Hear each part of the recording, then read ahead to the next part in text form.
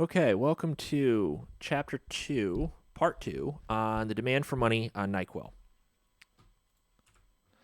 So, last time we went through the quantity theory of money, and we saw, it's not a bad theory overall. It's got some issues, namely one that the demand for money or the velocity of money was stable and predictable. We saw just looking at a few graphs that wasn't exactly the case. So the assumptions of the model and the results of the model don't really conform with the data. This time, though, I want to talk about some other models. I want to talk about the liquidity preference theory of money demand. And the idea here is that money would be competing with other assets as a store of value. Money is more liquid than other assets. And because it's more liquid than other assets, it can be used in exchange for those assets. But the amount that you want to hold would really depend on the return on other assets, right? If a bond has a positive real return and money doesn't, why wouldn't you want to hold a few bonds and slightly less money? Yeah, maybe your savings account doesn't look quite as nice, but your inflation would be eroding away the value of your savings account, and holding a bond is at least going to reduce the amount that you're losing due to inflation because, well, a bond would be generating a positive real return. So, really it all has to do with your preferences and how your preferences align with the state of the market. But that's where the models come in. So let's assume that the demand for real money balances is an increasing function of output and decreasing in the nominal interest rate. Okay, so that's not, really all that different. And it's going to be given by this function that we saw in the last lecture, m over p equals f of y and r.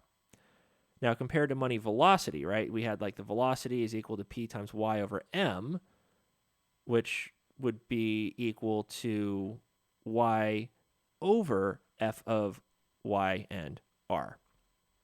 So little different here. And if you're not quite seeing how it's different, don't worry. By the time we look through some of these models, you go, oh my God, yeah, totally different, regardless of how mathematically inclined you are. So we're going to generate this type of money demand via two setups. First is the Baumol-Tobin model. This is an intra-temporal portfolio allocation problem. And the idea here is that if we have some amount of desired spending, how much of that are you going to want to allocate between money and bonds, right? How much of this wealth that you have gets split up between money and bonds? Because you want to hold money because you might need it, right? Your car could break down, your AC could fall apart, your roof could start leaking in the middle of the night, and you hear a weird tapping that wakes you up at 4 o'clock in the morning on Monday. Because it's raining really hard, and you're like, wait, what is this? What is this tapping sound? And then you see this giant wet mark in the ceiling almost directly over your head. Not that something like that's ever happened to me. You need money for those things, right? You need to have money on hand so that you can get things fixed. If, your car breaks down, you got to get it fixed. If your roof starts leaking, well, you got to have somebody come out and fix that. So you need to know the amount that you want to allocate between how much cash you have on hand and how much you have in relatively less liquid assets that could be sold, but it might take time. And if you need it now, well, you might have to sell some of those assets at a bit of a discount. The next model that we're going to learn about is the money in the utility function model. This is an inter-temporal problem with a consumption savings decision and a portfolio allocation problem. This is done in a general equilibrium framework, which we're going to learn a little bit more later in the course. But they're both going to give us a money demand function that is m over p being equal to some function of interest rates and income. So we'll start with the Baumol-Tobin model. The idea is you need to spend y over the course of some period, and you do have sufficient wealth to do this. The average holdings of illiquid wealth will earn a nominal return of capital R. So illiquid wealth would be like, holding on to like a bond. And we need to determine how much we want to hold in real money balances, which earns nothing. So you can hold money and you get nothing for doing it. You can hold bonds and you get something for doing it, but you can't use it as quickly as your money because you have to support transactions with real money balances, not illiquid wealth. And you can withdraw money as much as you'd like, but each withdrawal does incur a shoe leather cost of K, which is greater than 0. So, like back in the day, we'd have to actually walk to the bank to get stuff. And whenever you walk to the bank, okay, well, that, kind of wears away at the bottom of your shoes. And eventually, your shoes are going to be in need of replacement. So, there's some positive cost, some positive non zero cost that you incur if you want to go withdraw money from the bank. So let's say you want to pull all the funds you need at the beginning of a period. So you just make one trip. Well, your average real balance holdings for money over the period would just be y over 2. So you'd be foregoing r times y over 2 in interest holding money instead of bonds. And then you're going to incur a shoe leather cost of K. So the total cost would be K plus R times Y over 2. So you face that shoe leather cost, plus you're giving up a lot in interest in order to be able to hold all that money now. Now, the total cost as a function of trips to the bank, T, is total cost equals T times K plus R times Y over 2T, where T, capital T, is each trip to the bank. So if you have one trip to the bank, right, it's just K plus R times Y over 2. If you have two trips to the bank, it would be 2K plus R times Y over 4. And thus the average of real balance holdings would be Y over 2T. And you could rewrite the total cost in terms of M instead of T as total cost equals K times Y over 2M plus R times M. And if you just substitute M in there for T, you would see that you get equation 7. If you're wondering why I'm blowing through this kind of quickly, it's because you're not going to have to actually formulate this model. You may have to play with some of the math in the model, like, from the demand function or something like that. So we got to use some calculus to get the demand function. So take the first derivative of the total cost with respect to M, set it equal to 0, and then solve for M. And then we get R equals 2 times KY divided by 2M squared. Well, we need to solve for M, right? And what we get is M equals K times Y over 2 to the power of 1/2. So it's square root of KY over 2 times R to the 1/2, which is also the square root. So it's the square root of KY over 2 times the square root of R. So if you were to do some comparative statics, take some derivatives of stuff, what you would see is that the demand for real money balances is increasing in Y and decreasing in R. Now, the next one that we got is a money in the utility function. And this setup is just a little bit more complicated. It's part of a dynamic stochastic general equilibrium model, which these guys can get really advanced really fast, and a lot of times you need computers to solve them. You can't actually solve them out by hand.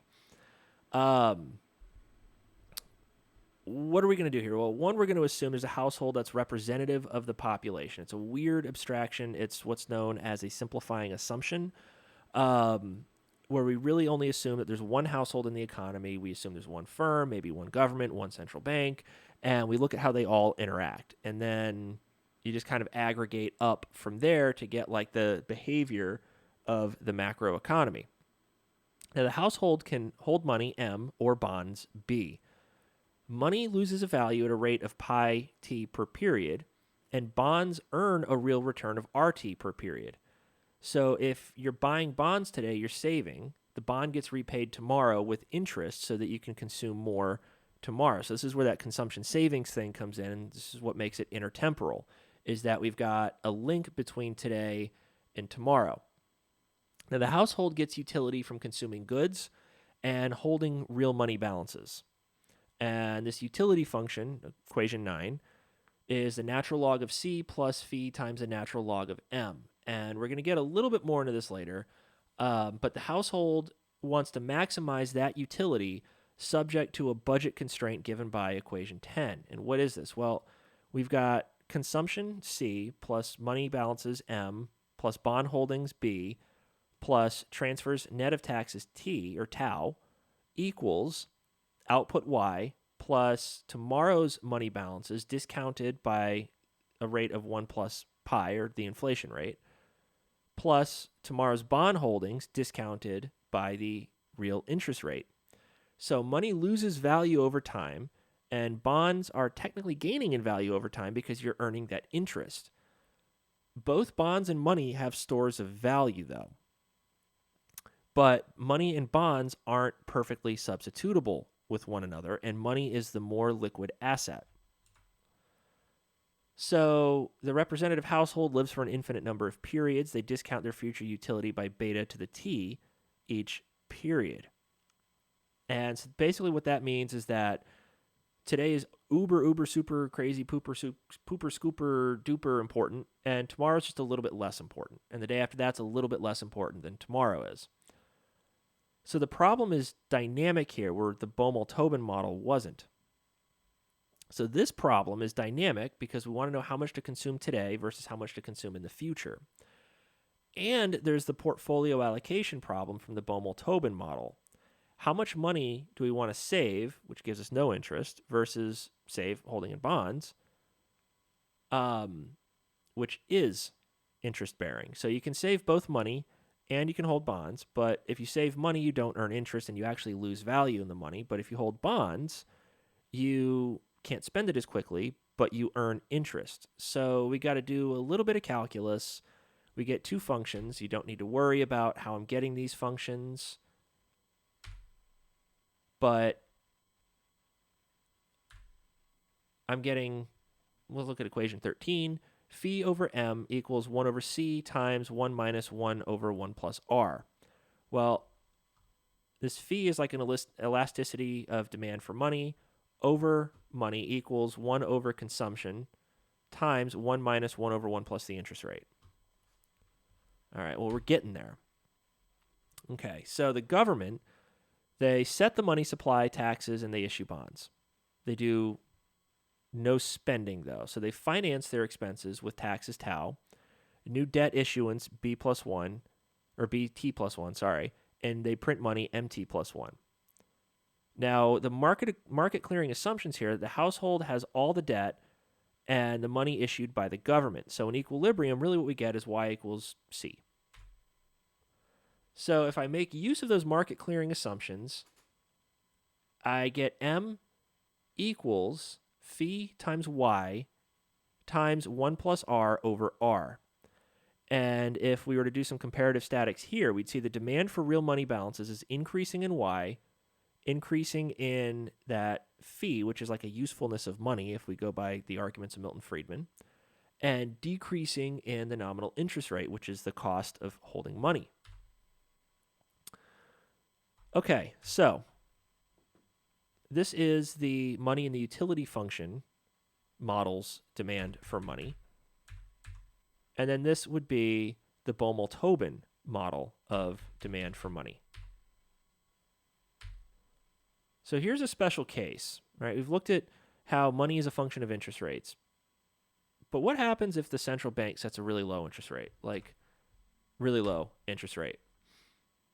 How low can that go? Well, it can't go below 0. It's what's known as a zero lower bound. We've hit it twice in the last 15 years. We hit it once in 2008, and we hit it again in 2020. 2008 was the financial crisis. 2020 was COVID. And according to this money demand function, we have to have R being greater than or equal to 0 to have non-negative real balances. And as R approaches 0, the demand for money goes up to infinity. Note here. So as the interest rate gets lower and lower and lower, the amount of money that we're demanding flattens out. And so really at any point from here or here, you could demand any amount of money. Now, we're going to spend more time in that a little bit later, but I did just kind of want to give you guys the idea of like that special case of really, really low interest rates. But this wraps up chapter 2. Next, we're going to talk about Friedman's optimal quantity of money, which actually goes towards implying that we should have a zero nominal interest rate. But I at least wanted to lead into the zero lower bound so you guys could see what's going on with that. And we'll talk about how Friedman's rule on the optimum quantity of money ties in with the models that we've been looking at, and how we can really think about like an application um, of this stuff beyond just like, hey, when we're bound at the zero lower bound. But that's it. This was a relatively short lecture. I wanted to keep this one kind of short after the last lecture. I know I threw a lot at you back then. So thank you for watching this, and we'll be starting chapter 3 in the next lecture. So thanks for watching. Bye.